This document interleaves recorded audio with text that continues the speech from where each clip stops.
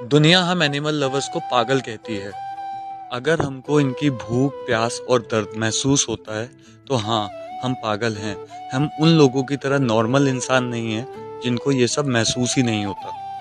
आप अपने आसपास के बेजुबानों का सहारा बने, क्योंकि भूख इनको भी लगती है, प्यास इनको भी लगती है, दर्द इनको भी होता है और इनका आपके और हमारे अलावा इस दुनिया में कोई है नहीं। अगर आपकी वजह से किसी बेजुबान को थोड़ी सी भी राहत मिलती है ना, तो उससे बड़ा सुख इस दुनिया में कोई नहीं है, क्योंकि ये बिना जुबान के दुआएं देते हैं।